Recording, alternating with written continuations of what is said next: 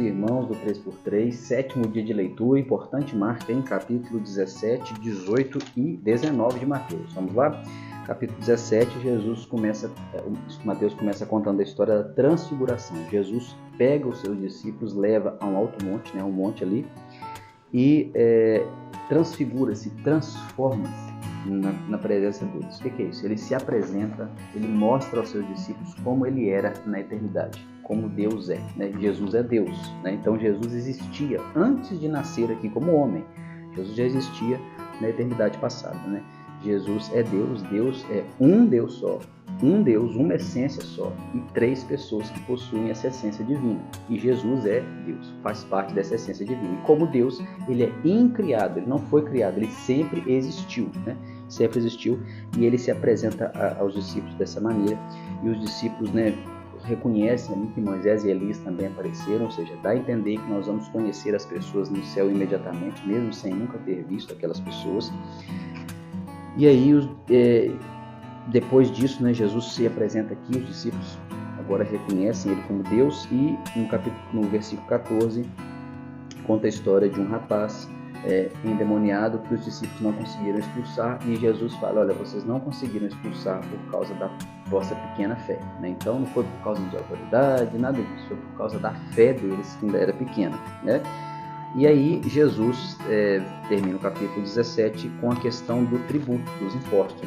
Jesus ele ensina aqui que nós devemos ser cidadãos honestos, até o ponto em que as leis não nos obriguem a infringir as leis de Deus. Há leis que podem vir a nos obrigar a infringir as leis de Deus, e aí nós vamos ser fiéis a Deus e até sofrer as consequências por não pagar, por não cumprir essas leis injustas. Mas até o ponto em que essas leis não infringirem os mandamentos de Deus, nós devemos ser cumpridores da lei, sem arrumar subterfúgios, e devemos pagar também os impostos devidos. Depois é suscitada uma questão aqui sobre quem seria o maior, qual discípulo era o mais importante, e Jesus fala algo muito interessante. Ele fala assim, olha, versículo 3 do capítulo 18, em verdade vos digo, se não vos converterdes e vos fizerdes como uma criança, de modo nenhum entrareis no reino dos céus. Então haviam discípulos ali, essas pessoas não tinham convertido ainda, não tinham entendido quem era Cristo e se entregado verdadeiramente, eles estavam meio em cima do muro.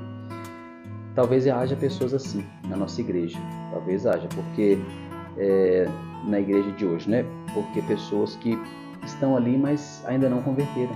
Você é assim? Quem sabe você é só alguém que está ouvindo o evangelho, conhece a Jesus, acha bonito, acha legal, acha bom o ambiente da igreja, eu gosto da igreja, me sinto tão bem, mas você ainda não entregou sua vida verdadeiramente a Jesus. Quem sabe essa é a sua situação, E ele fala dos escândalos, que os escândalos vão acontecer, é necessário, é mistério que venham os escândalos, mas ai daquele que provoca os escândalos, aquele que de repente fazer com pessoas fracas, indecisas, que estão na dúvida, que estão iniciando na fé, crianças mesmo, literais, cresçam e sejam pessoas que não aceitem a Jesus, aquele que provoca isso, ai dele, Então é melhor que Jesus fale, é melhor que morresse, ou nem tivesse nascido. E aí ele conta a história das 99 ovelhas e da ovelha perdida, ilustrando, que Deus ele se importa com aquele um que está longe, que está longe da casa do Pai. E aí ele vem também e apresenta a questão do pecado, quando alguém na igreja está em pecado, tudo nesse contexto, como que vai proceder, tem aqui a instrução e a questão da disciplina. Interessante que ainda não existe igreja ainda, Jesus ainda não tinha fundado, iniciado a igreja, mas ele fala aqui da igreja, então já profetizando e mostrando o que aconteceria em breve. E aí Pedro vem para tentar fazer uma gracinha. Quantas vezes devo perdoar meu irmão? Até 7. É interessante que esse era o número maior até do que o que a lei exigia, era bem menos do que isso. E Jesus fala para Pedro, não, até 70 vezes 7. Ninguém fica contando 490, Ninguém fica contando isso, até 70 vezes 7. Mas quer dizer que nós devemos perdoar quantas vezes for necessário. E ele termina o capítulo 18 contando a parábola do credor incompassivo, o credor sem compaixão. Aquele homem que devia muito, foi perdoado de uma dívida impagável, era impossível pagar, um valor extremamente alto. Hoje em dia, se nós transportarmos para valores atuais, nem o homem mais rico do mundo tem esse valor aqui. E aí, ele foi perdoado dessa dívida mas ele mesmo não perdoou alguém que devia muito menos, um valor que não era pouco, né, mas era insignificante em relação àquele que ele foi perdoado. E nos ensina como nós devemos nos comportar. Deus nos perdoa de tudo, nos faz novas criaturas. Nós também devemos perdoar as ofensas que os nossos irmãos fazem, porque eles fazem, né, e dói mesmo. Não é insignificante, não é coisa que não vale nada, mas nós devemos perdoar porque nós já fomos perdoados. E aí é suscitada, capítulo 19, inicia-se com a questão do divórcio. Os fariseus vêm provar Jesus, né, como que fica, porque Jesus já tinha falado do divórcio no Sermão da Montanha, e aqui ele tem que explicar em particular. E ele explica que o divórcio é algo fora do propósito de Deus, né, que Deus fez o homem para unir-se à sua mulher até que a morte os separasse, mas por causa da dureza do coração, Moisés acabou permitindo que o divórcio acontecesse em caso de prostituição, né? Jesus reforça isso somente em caso de prostituição aqui em Jesus. Tem outro caso, né, em Coríntios 10, que é o abandono, mas não vamos entrar em detalhes. E o que é essa dureza do coração?